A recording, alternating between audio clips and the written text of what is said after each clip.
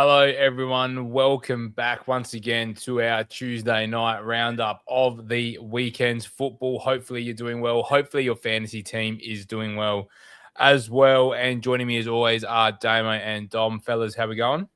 Yeah, not too bad, Pavlos. Not too bad at all. Another poor week fantasy-wise, but, there's life outside of fantasy, and that's going all right. So we're doing all right. What about you, Dom? How you going, mate? Yeah, it's all right. Getting to that point of the season where when you're not doing too great. But yeah, just, got to power through and anything can happen. Yep. So let's get into it. Ballers. I'm not here to muck around tonight. Once again, I am the lowest ranked with a 37 and a 10 mil game week rank. I haven't seen numbers that poor in a very long time. It's probably the first big red arrow I've had. I can't remember since when, to be honest. It hasn't been much this season. What did I get? 3 returns this week. Great. So there are no ballers. Considering I played my wild card, that's where it hurts more. The ballers were on my bloody bench. Yep. With Diouf as a last minute, just 4 million option with Ronaldo not available, goes and gets DEFCON clean sheet and a bonus against Bournemouth, and never would have played him. Got Croupy off my bench. I think I'm gonna have weeks like this. Not having DEFCON midfielders, it's either going to hit or it's going to miss. And backing the Palmer, Fernandez, and Buemo, Rogers, Verts midfield this week, unfortunately, didn't hit. And that's really the difference between a diabolical game week. Haaland gets an assist and doesn't kill my rank. Palmer comes off because of the red card. Same thing. They were behind early, so not conducive to DEFCON for Brentford. I didn't see that game script going that way, which was disappointing. So is what it is. Kelleher saves his score with 5 saves as well. So I'm still happy with the team. I don't really have a full extent on the Verts injury, but I'm going to roll with it this week. I got 3 free transfers going into the weekend as well. I think I'm in a good spot, but a bad week. So not really going to go through fallers and ballers because a little bit early, given that I've just played the wild card. Damo, 1 point better off. Talk me through it.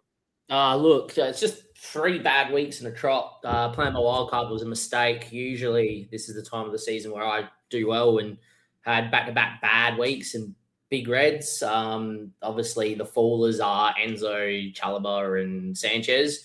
I've mentioned it, broken record. I had a draft where I had Palmer and Pedro, and I had a draft with fallers Anderson and Enzo, and I was like, this gives me more flexibility, what I can do with the rest of the team, gives me more money, gives me potential to go past this 3 game weeks and still play him because of DEFCON. And but unfortunately, wrong mistake. They've cost me my season.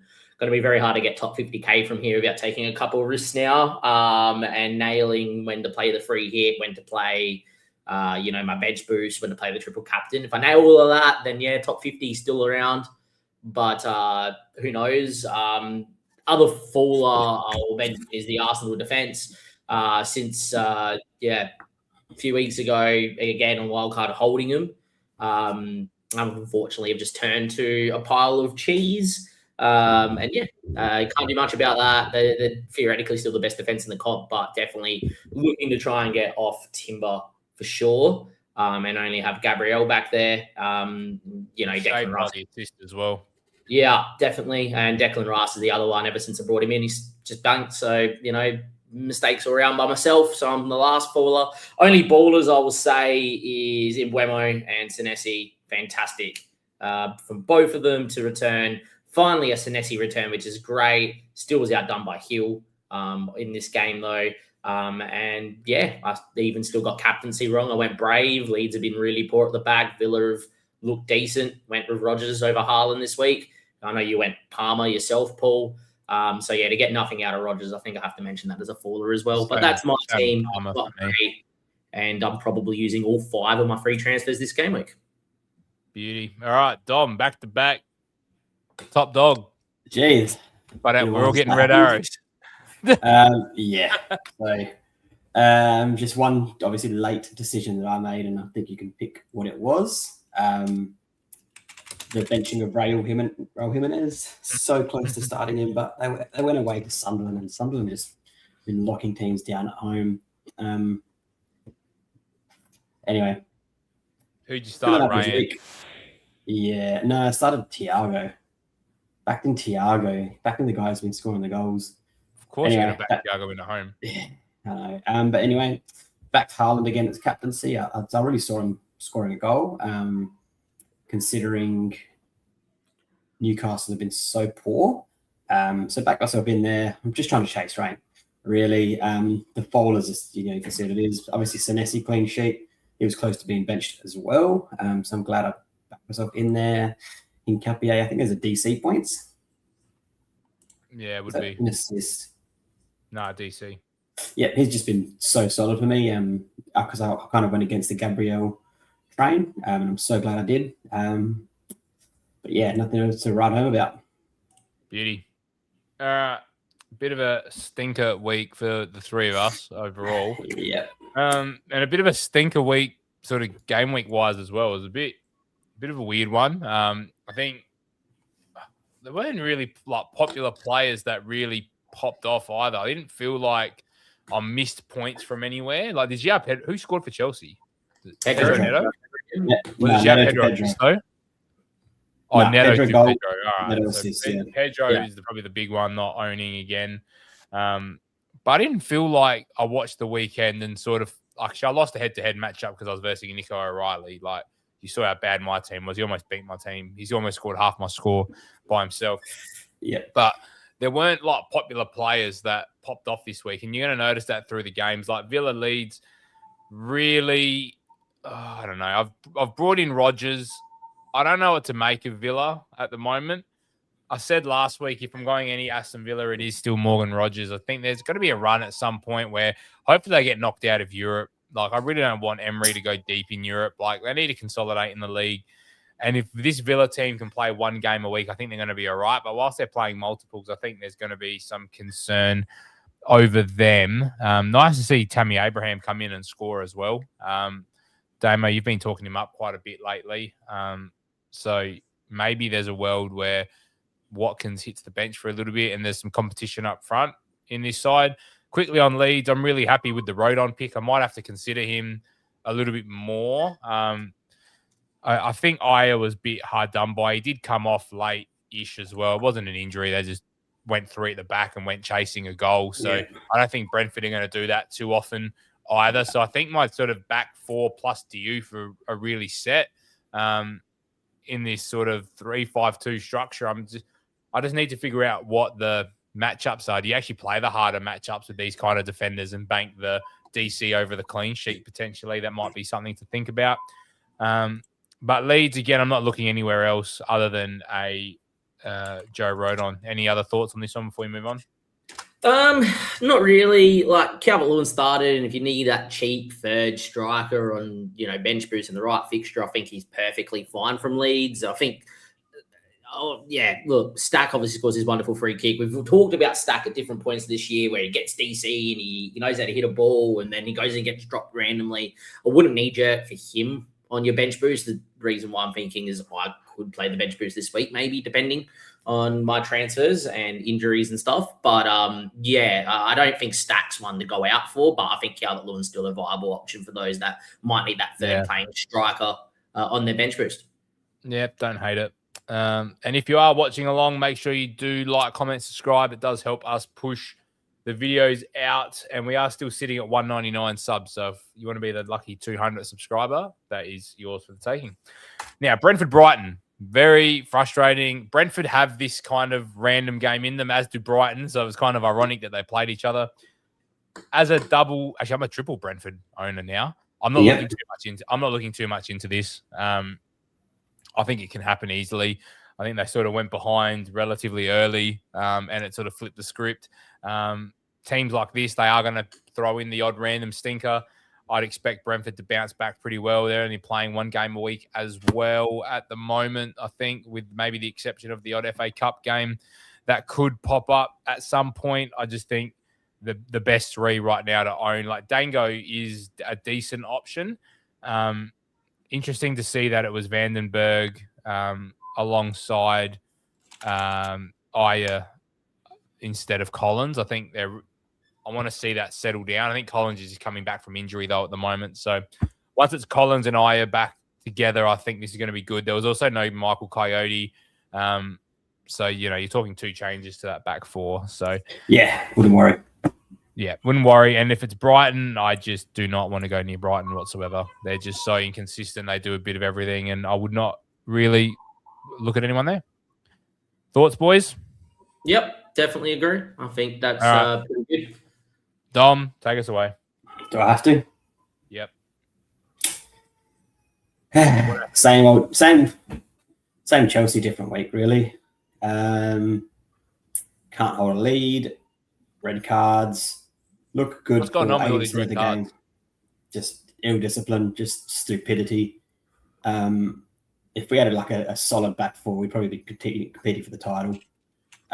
Just going forward, that looked really good. Joao Pedro is just can't stop scoring. We've called it for a few weeks now. If you're looking for a striker outside of Haaland and you want to go against Thiago or you want to have all 3 of them, I think he's the guy. He just cannot stop scoring. And Neto, we've called for Neto a number of times on this pod. It's been a bit in and out, though. An assist again, yep. Yeah, he's just direct, gets the ball in there and anything can happen. But just noticed that James Ward-Prowse is at Burnley.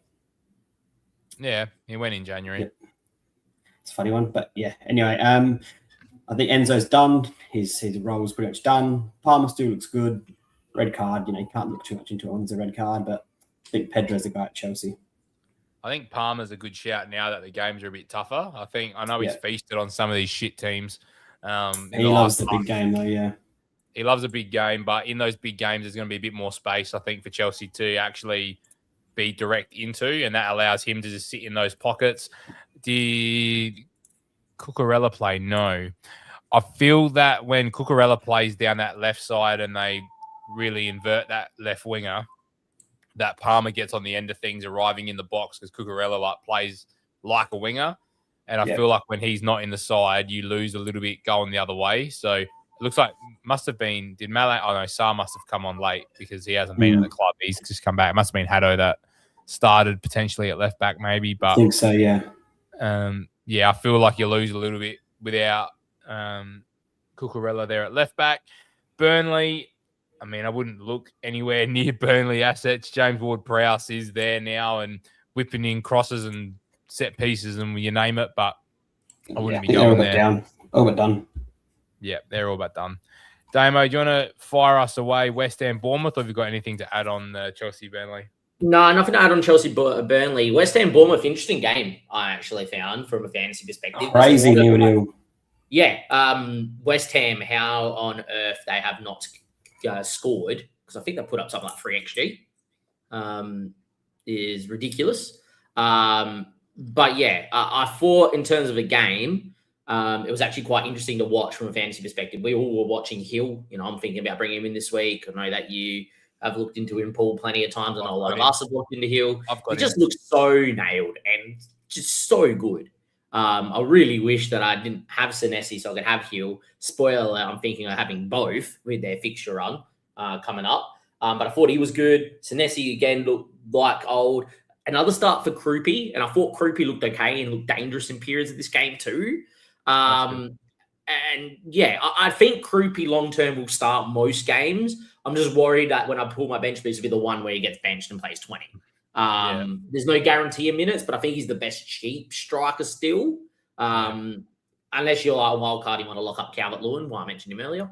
And then from a West Ham perspective, man, they've turned a corner. I've been saying it for weeks, haven't I? Look, in a perfect world, I would still have my wild card, and I'd be on Bowen. I would be on Diouf because we know what he can do going forward. Yeah, I just think, they look much better. Even Taddy out wide just creates. Somerville out wide just creates. I just think that there's a lot of options at West Ham all of a sudden. Now, I'm not saying that they're all fantasy assets, but from a fantasy perspective, if they're doing that, that means Bowen's going to get chances. Bowen's good enough to score. Bowen probably has to come into our teams at some point in this run-in. I'm thinking game week 32, 33, 34, and like the last few weeks of the season, because I think that's when their fixtures are best. But there might be a case that we take an aggressive defender, and I really respect the pick of Diouf here, Paul, because we know how good of a left foot he has. We know when he gets up the field, he knows how to create. Yeah, the And right there's matchup as well when he's got license to and go like forward. if they had a better fixture this week, he would come into my team with the 5 free transfers, but Yeah. they pay up.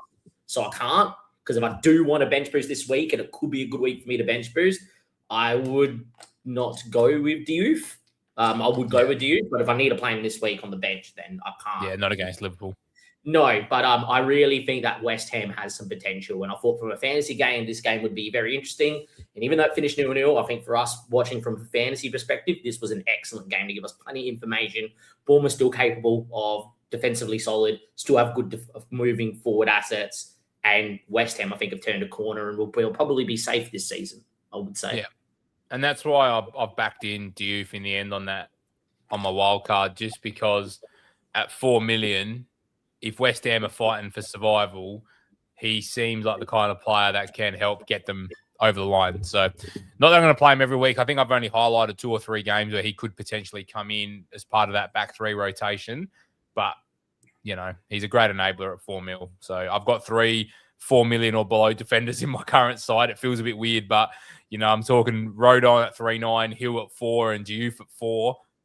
They all offer very good different options for my side, which is nice because they kind of balance out the rest of my team. Man City, Newcastle. This was a very, very interesting game. Semenyo with DC.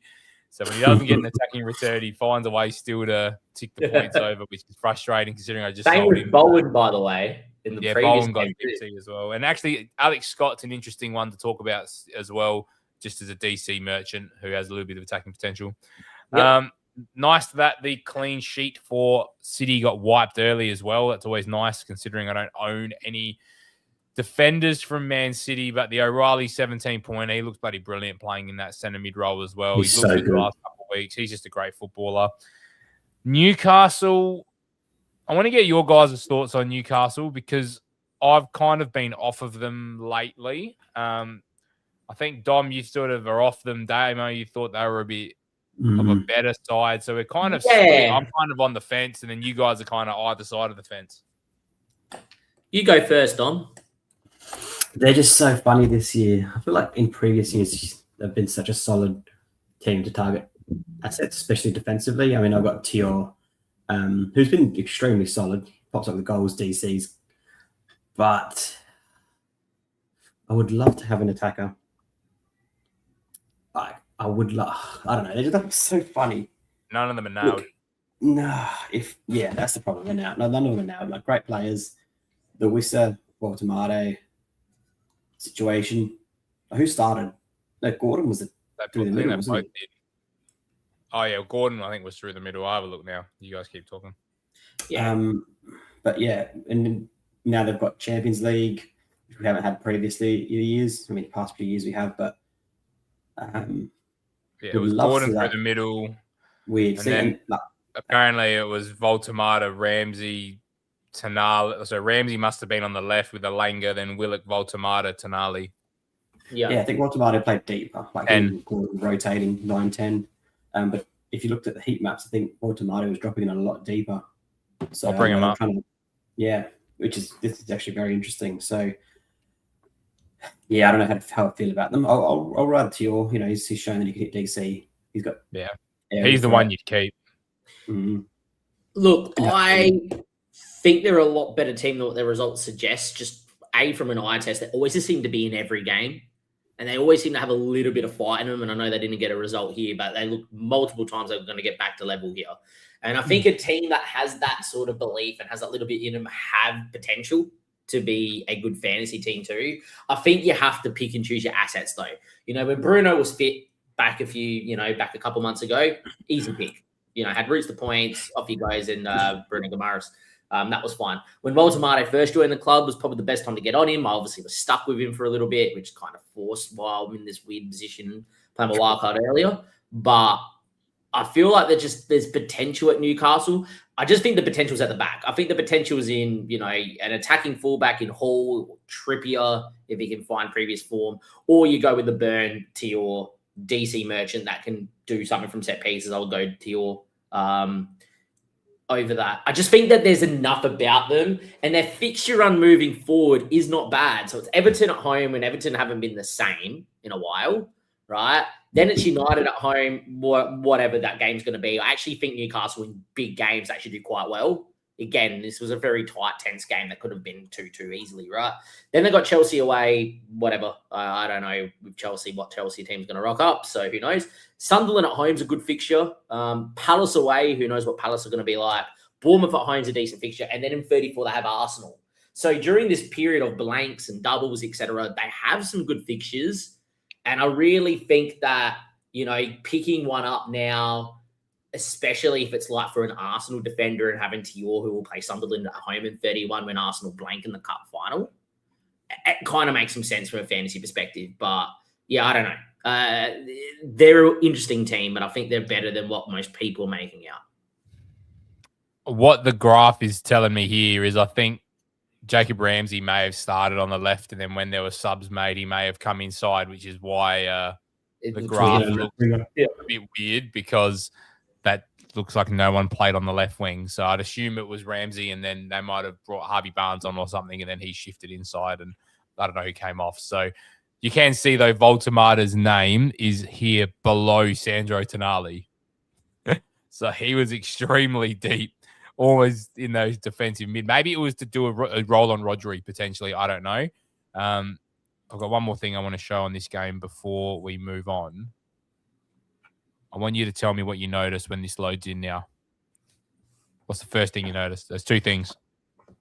How high Marmouche is. Jesus, how deep Haaland is. How deep Haaland is. He's Lincoln play up. How high Marmouche is. And what do you notice about Ryan Ait-Nouri? That is the Wolves Ait-Nouri in a nutshell. Yep. That's what we want. Pep has these phases throughout the season where he will invert his wing backs and they'll overlay the midfield. And then he will go, you know what? No, instead now I'm going to start getting my striker to drop deep, congest the middle of the park and let my fullbacks go. This is why we've historically seen Guardiola just go on runs where he's like so high and wide and getting assists and etc. Always seems to happen second half of the year. So this could be our little snippet into we're about to see some flying fullbacks from Pep. He always changes it. And my theory has always been is when he's chasing the title and he needs goals and he needs to go in batter sides, he goes to this. And he always goes to the left. Yep. He's in his dogfight mode, which is my fullback's a goal and everyone else is dropping in. Bang. We're better than you. We're going to beat you all in the half space and our fullbacks are going to create. And this could be your little trigger to go get out Nuri. Could be your little trigger to get Ben Nunez. And yeah.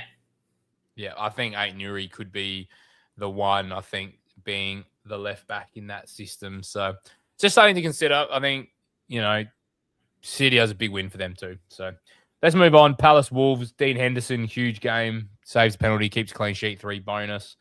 Obviously gets save points amongst that as well to get that up to 16 points. I'm still not convinced by Crystal Palace whatsoever though. If I'm honest, Munoz DC is annoying considering he's at 16%, but you can tell by everybody else that no one else is really picked in this game. There's not even 1% owned to any Wolves player, and there's only one player in this game that is higher than 10% effective ownership. So, Damo, talk me through Liverpool Forest. Weird game. Forest came with a game plan, as always. Sit in, make it difficult, etc. I thought we played decent. Again, it's just another one of those performances where it was very clear that we were missing the creativity of words. And again, I feel like Liverpool only get to play their best football when Szoboszlai and Words are together with Ekitike ahead of him. And I think that was proven in this game because I feel like at times we're a bit one-dimensional. However, what I will say is a positive is defensively we looked a lot better. And, you think Forest created a lot of chances. Yeah, but we were able to deal with it as, previously we haven't been able to. And you think back to when they beat us at Anfield where they literally sat there and he had 4 chances and scored 3 by memory, right? It was a better performance for, a fantasy point of view for our defenders. I was on Virgil for a long time, couldn't get a sniff for DC. All of a sudden now looks like the Virgil of old, getting his DC, looking deadly from set pieces, great. That obviously has a flow-on effect for Kanate and confidence. And, when I look at Liverpool assets, I think Ryan Gravenberch is our second highest scorer of the year because of DC points. McAllister looks like he's going to go for a run of form at the moment. Could be an option too. But yeah, I just think from a Liverpool perspective, there is positives to take out of this. You can write your own narratives. They're going on a good fixture run. That narrative can be, I need a defender because it looks like they've turned a corner. I've been shouting from the rooftops that I think Alisson Becker could be the best keeper for the run in because get saves and we got good fixtures. We'll get saves and clean sheet points. But yeah, I still think that when it comes to Liverpool attack, without Wirtz, it can be a little one-dimensional. You're not going Salah because the price is too high. As much as Hub keeps recommending me to go Gakpo, and I've got him as a placeholder if Wirtz is injured, I wouldn't go Gakpo, and you're shaking your head at that as well, Paul. You've seen enough.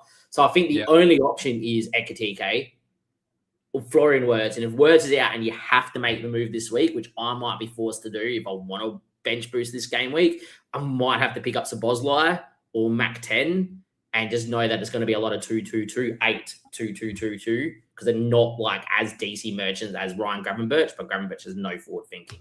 I think Liverpool is a weird side. Pick and choose your options wisely. Yeah, I agree. I think if you can wait as long as possible for Wirtz news, are we playing Champions League this week? No, I think it's second leg of the thing. We get a week off. I reckon the fact that Wirtz was warming up, sounds like it was just a knock. It did it in the warm-up. He was fine until the warm-up. Did it in the warm-up. We don't play Sunday. Yeah, we've had no other news come out. Sunday kickoff is great for recovery, but not great for us to get information before the deadline. So have to wait and see what happens and what's said. Unlike Mukiele, where he's come off 11 minutes into the game, he's done his calf. You probably have to get rid of him because he's probably out for a month. This sounds like this could be an injury where he's back perfectly fine for the weekend. And Liverpool are in a spot where we have to win. And we're going to play him. And he'll get his rest. He'll get his rest in the cup. So we play Sunday, Wednesday. And Wednesday we play Wolves twice in 3 days. So we play Wolves at Molineux in the league on Wednesday our time. So Tuesday England. Yep. And then Saturday we play Wolves, or Friday UK time, we'll play Wolves again at Molineux in the cup. So might as well stay in Wolverhampton and just not drive back. Play the same fixture twice in 3 days. Take the whole squad, have a weekend out in Wolverhampton. So I think Wirtz gets up and plays these 2 league games back to back, hopefully, and can have a break in the cup. Would be ideal, but we shall see. If he's not fit, I was going to ask you very quickly, Paul. If he's not fit, is there anyone else you would go to in the Liverpool midfield if you were making that transfer this week, or would you just not go there? I'd go somewhere else. Where would you go? 8 mil. I mean, obviously, it's team dependent.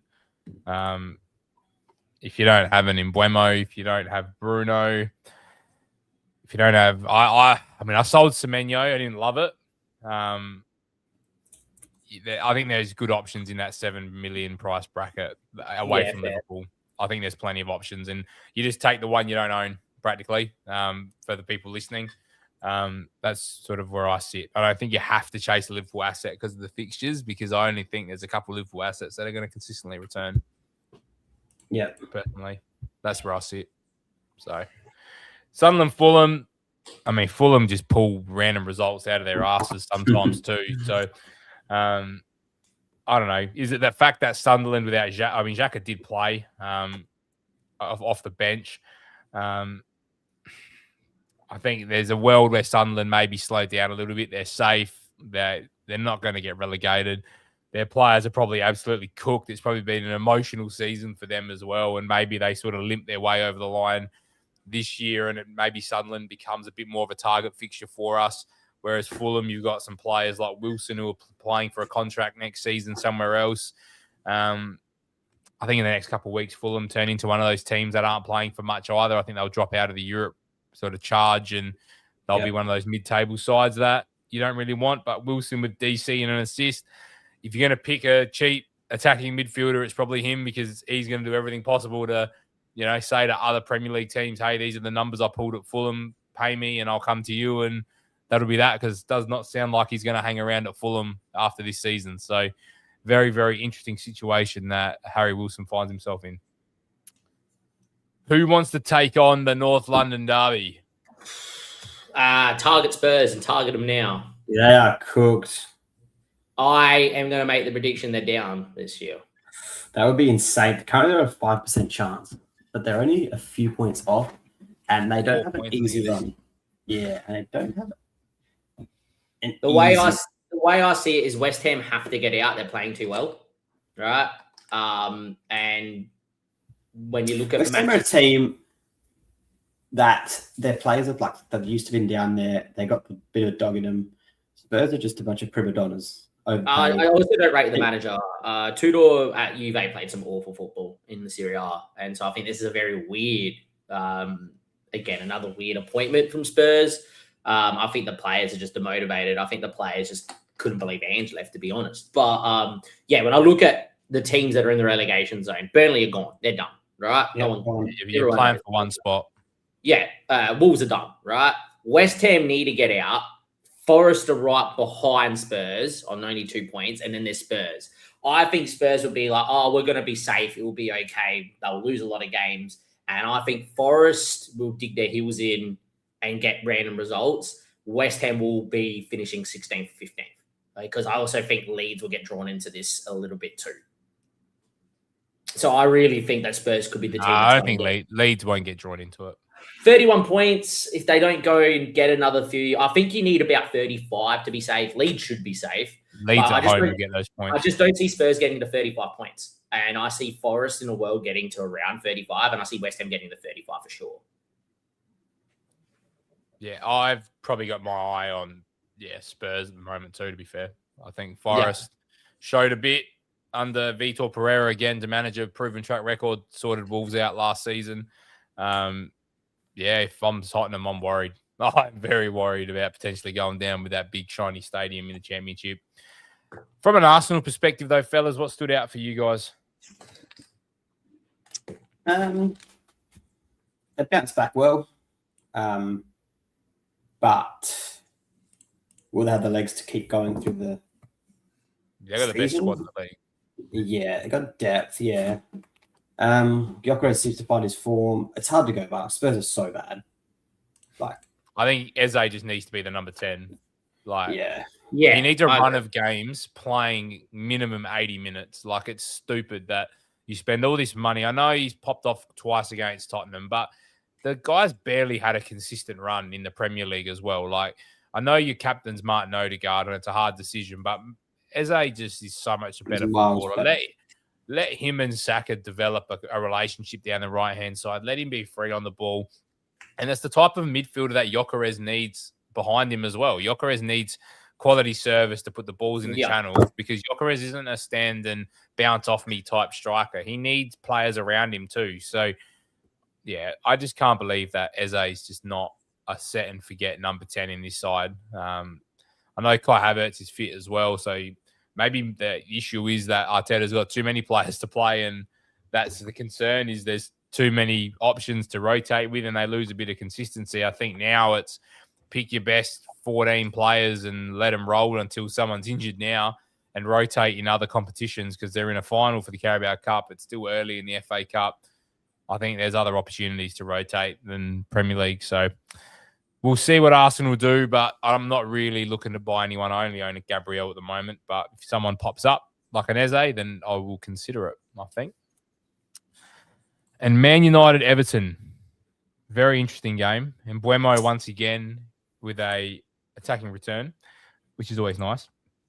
Sesko actually starting to look decent. I know he come off the bench and scored in this one, but I think they're starting to find feet there a little bit. I know Mbeumo's taken that starting striker spot away from Sesko, and maybe it's going to be detrimental to his minutes because he continues to come off in the 75th, 77th minute, which is a bit frustrating, instead of like an Amad Diallo who typically stays on that right wing. But what are your takeaways, fellas, from this one? I think, firstly, Everton aren't the same Everton they were first half of the year, defensively at least. I think they're definitely a team we should be targeting. Especially when it's an away fixture. So when it's Everton at home. Don't see it. I wouldn't be going anywhere near any of their assets, maybe NDI, but that's about it, really. In terms of United, Carrick needs to keep his job. he's Yeah, I don't know if they will though. I don't think they will either. They want this high-profile, shiny manager to come in and they'll ruin their football club again. Who really cares? It's United anyhow. But yeah, I just think when you look at the United side, you look at the system and how well balanced it is, you can pick the assets that you know you're going to want to own. And they just look good and up for any game at the moment. You know that you're going to be happy with Delot, or you know you're going to be happy with Maguire from a DC side of point of view as a DC merchant. You know you're going to be happy with Mbeumo because he's going to play up front or out wide, and he's going to be the main man from any of the graph maps we showed you would be the highest point. You know that Bruno is going to be feeding all of that in the 10 and look brilliant. You know that Cunha, if he starts, is a decent asset. And you know now that Sesko seems to be the nailed 9 more weeks than not. I'm not saying I would go there. You can see the blueprint and you can straight away go Bruno and Mbeumo and a defender and you'd be happy with that, right? And yeah, Mbeumo and Bruno again being the highest two. And I just think that 2 United assets is going to be needed in this run-in, potentially a third. Yeah, that plot there, Dom, talk to me what your take is on that plot. It says a lot about Mbeumo. And I don't know if you saw the goal, but he was just ready to go, like last man. And they just know, like they just play that ball into that space just above him, and he's going to get there. And he kind of did the similar thing at Brentford, specifically when they played bigger teams. He's just like ready to go. That's why I think he's such a good asset. But look at Bruno. Yeah. And I think the Kobe Mino inclusion allows Bruno to just be that second striker almost, because you get that second playmaker coming from deep. So like Bruno was playing that role in the old system where now they're kind of trusting Casemiro. All right, you're going to be the anchor and the pivot, and Kobe's going to come in and step in and be that link man between. So then Bruno can push on and do what he actually does best. So Kobe's kind of freeing up a Bruno Fernandes. So I think you got to minimum have Bruno and Mbeumo, and you know, I don't think you could load up with 3 midfielders. Do I trust their defense? Probably not. Ideally, I had Dallo for a little bit. So I think sort of minimum you're looking at 2 midfielder assets, and from there I probably would leave it at that. So we're going to do a quick run through of our predictions. Now, what week's the 31, isn't it? Is the blank. So let's go to the next. Yeah.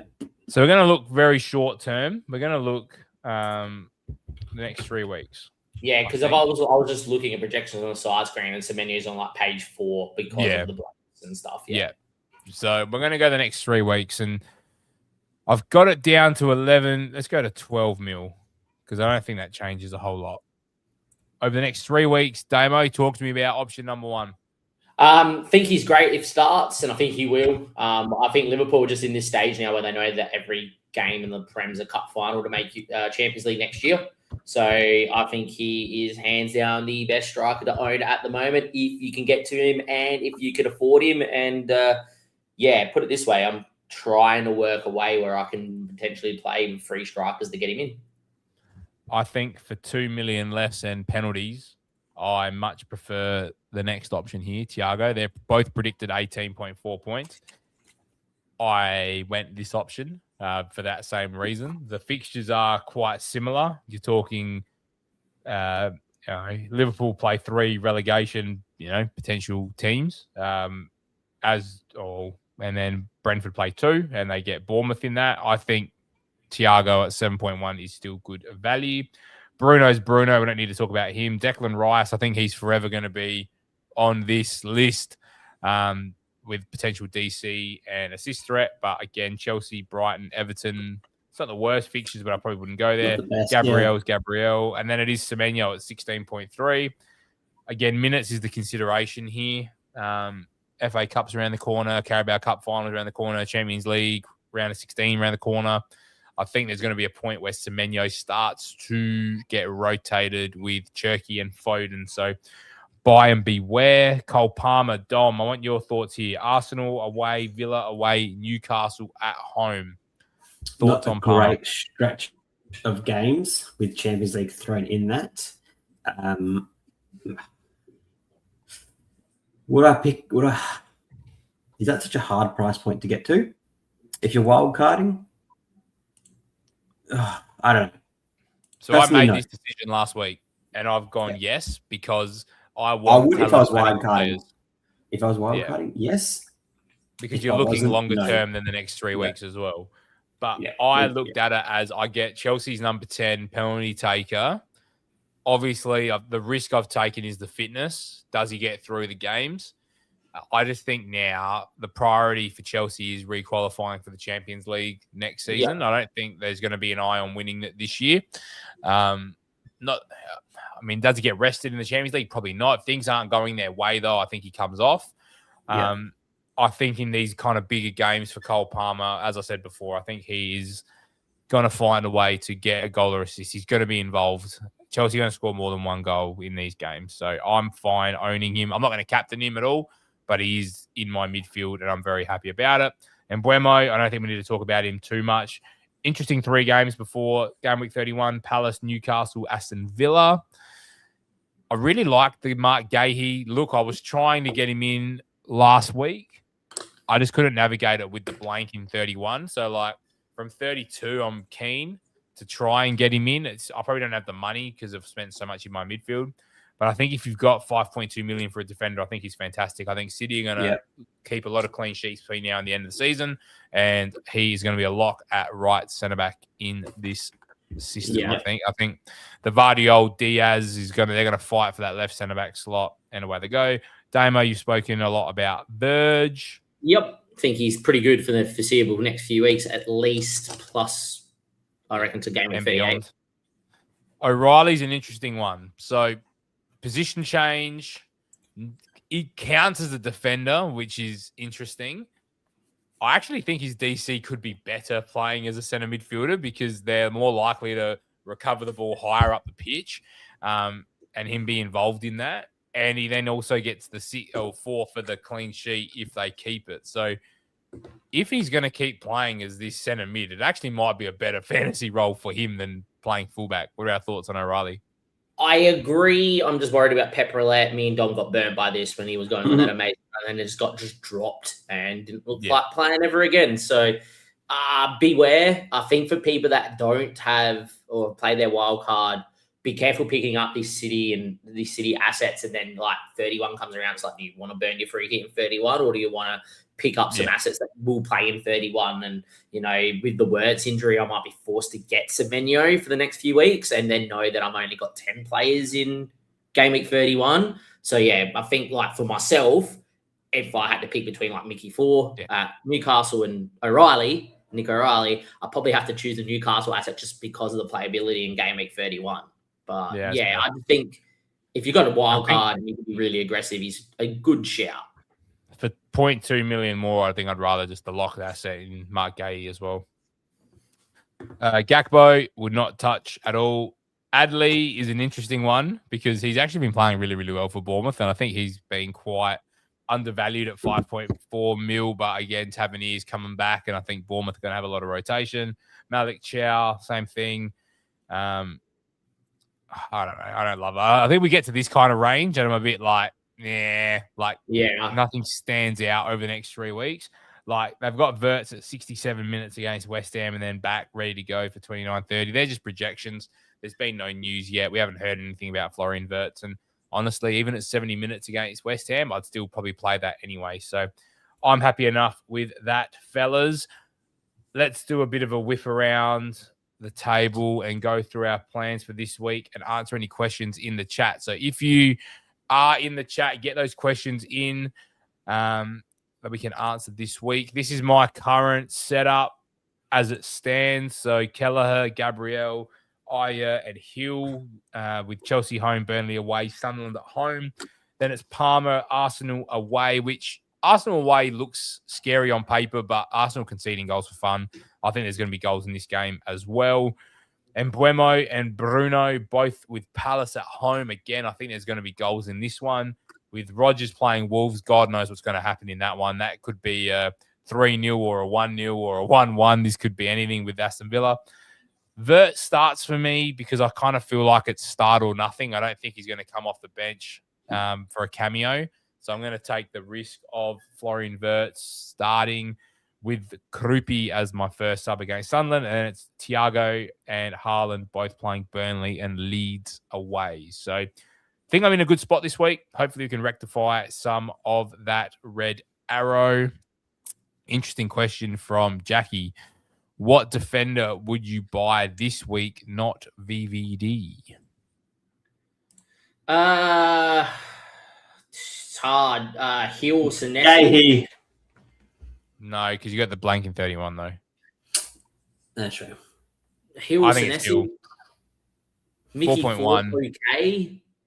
Or I Mickey, feel like I like Bournemouth better instead of Malik Chow. I think it's Hill, honestly, at 4-1. He's such a good enabler. He's playable. The fixtures are great. He gets you through 31. Like, look at these Bournemouth fixtures as well. Like Sunderland home, Brentford home, Burnley away. Then it's United, Arsenal, Newcastle. So you're just looking for some rotation here. Then you get Leeds, Palace, Fulham, and Forest with City in there. Oh, you got Hill already. Great. And probably Malik Chow. Yeah. All right. Do you fellas want to share your sharing screens with me? already, Pavlos? If you want to there put we that go. on screen. I have to remove and add. All right, so this is currently how it's set up, the good old bus team, and you can see how much of a train wreck it is at the moment. So this is currently how it's set up. I'm telling you right now that I will not have Chalobah and Enzo by the end of this week. And unfortunately, with the injury to Mukiel and being a calf injury and he came off in 11 minutes, I'll probably have to bin him off too. When you look at the team, though, and you look at the bench, you got Dubravka playing Brentford, which I think is a decent fixture for Burnley. We don't know what Brentford's coming, right? And Dubravka will get save points in this game. And you got Krupi playing Sunderland, who have just lost one of their defenders, and Bournemouth have been really good at home. So off the bat, when I'm looking to make my transfers, I've got two really good home fixtures on my bench. Is this the week to bench boost and get it out of the way? It could be, but I think with the Wirtz injury, it might stop me. So if I stop sharing that screen, Paul, and I actually now go and share my Fantasy Football Hub screen with you, and Fantasy Football Hub, it should be in the show for you to present now. I'm currently on this. I will tell you right now, Semenyo would be Florian Wirtz if pass fit. And what I'm going to do is I'm just going to put him in there right now because this is exactly where I would like to go, right? And apparently I'm negative 0.2. I've definitely got the money there. I don't know why it says that I don't. Probably because I've been clicking around this whole time. Because of the injury to Mukiel, I can't get rid of Sanchez in my 3-5 transfers. That will take a hit. So I'm going to have to roll a Chelsea keeper until I am comfortable in selling Sanchez, which is a bit unfortunate. And then my transfers, as you guys could see, would be Trevor Chalobah to Virgil, which I think is a no-brainer. It would be Enzo to Wirtz, again, a no-brainer with our fixtures. It would be Mane up to Thiago because I can't get Ekatike. And I think that's perfectly fine. And then on the bench, it would actually be Timber to 4 and Mukiel to Hill. And that will allow me to have 11 playing players in 31, which is great. And if not, and Wirtz isn't past it, it'll be Semenyo. I have 10 playing players in 31, and I'll just make a transfer from 31 to have 11 because I should have at least 2 free transfers by then. That would allow me to bench boost in a perfect world. Dubravka against Brentford at home, Hill against Sunderland at home, Krupi against Sunderland at home, and I call him Mickey for because I've always pronounced his name wrong. But at home against Everton as well. And I just gave 3 home fixtures, 4 home fixtures. Maybe not the greatest fixture for Dubravka, especially playing against Thiago, but Hill, Krupi, and 4 could all return and play very well in this game. I just think getting the bench boost out of the way will save my headache later down the track.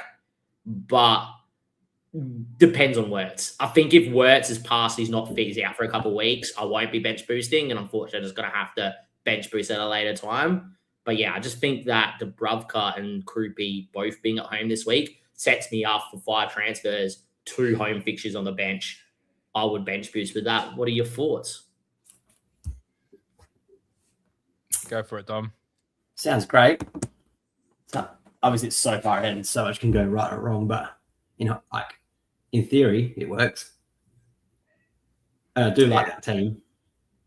Yeah, I do too. You know, this is for this game week, and I definitely have the money to do this unless there's been some price change. But I think it's because I've been getting Semenyo in and out the team and been jotting around with that. Some elite matchups. Yeah, I think the matchups are good. I think if I refresh, because I've never saved it with Semenyo in there, it should be like perfect money. Yeah, I have 0.4 on the bank. Oh, that's without Mukiel. I would have to change that. Yeah, which is easy. Which, to be fair, would you go maybe someone else? Like, I'm actually 0.1 short. So what would be your other defender? Would it be Adja, for instance? So you can bench boost. They play Burnley away.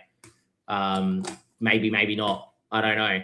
Is it worth to someone else to get 4 in? Or do I punt maybe on Trippier, who's 4.9? Thoughts? I wouldn't go Trippier. Yeah, I wouldn't actually. Yeah, I didn't realize it was 4.9. Again, it's a good punt, but he's just done nothing this season to.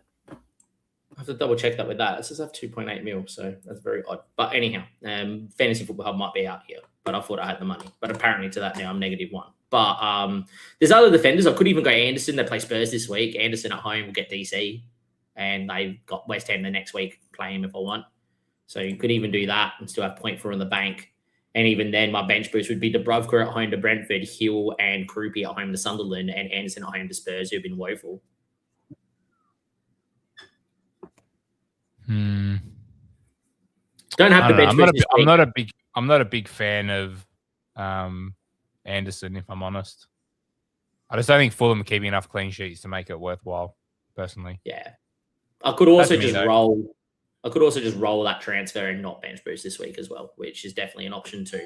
Maybe I'm trying to force that bench boost a little bit too much, but kind of want to, I want to stop the run of real big reds. Secondly, I want to, capitalize on the Hill, Krupi, Sunderland fixture. And I don't see how they get into my team this week. The other thing I could do is make a couple of transfers and then hide Enzo on the bench and then use Enzo later down the track. But I just don't think he's been that good of an asset to do that. I don't think the role's there for Enzo anyway. Yeah, so I don't know. I don't know what my transfer is, but it's kind of what my thinking is. Dom, early thoughts ahead of a long deadline away, Saturday or Friday, whatever it is? Do you want to share my screen? Yeah, go for it. All right, where are we? Is our deadline? Is our deadline overnight? I think there is. All right, we got Wolves. Yeah, we got Wolves Villa. So 5 o'clock deadline for us. Ooh. Great. So this is me. Love it. Yes. Me currently with 2 transfers in the bank. I've got a bit of a plan here to ride until game week 31 back to the 5 transfers and have a bit of a mini wild card to move along. Probably my Arsenal. Definitely too much. Oh, geez, you got 6 playing. Yeah, so my plan is to get in that mini wild card, get rid of Hincapié or Timber, probably Timber and Foden. Yeah. That's part of that. And then just hold Raya, Hincapié, Semenyo, Haaland, so 2 and 2. So that's my bench. Those 4 will be on the bench. And then where I go is I have no idea. I'm just gonna be riding this team. I'm gonna back it in and see what it does. See what it does. Don't ever think it. Nice. I like it. So on that note, I think that is where we are gonna leave it tonight. If you could do us a huge favor and be that 200 subscriber, that would be fantastic. Remember to jump over to X at Chasing Rank as well. Dom does update the Twitter quite regularly around what we're doing, especially closer to the deadline. So it will be Friday morning, I'm assuming, for the UK guys, because we'll get it in Friday night our time before we probably go to bed on what we're doing. So make sure you're around the place, and we'll see you guys next Tuesday night for another stream.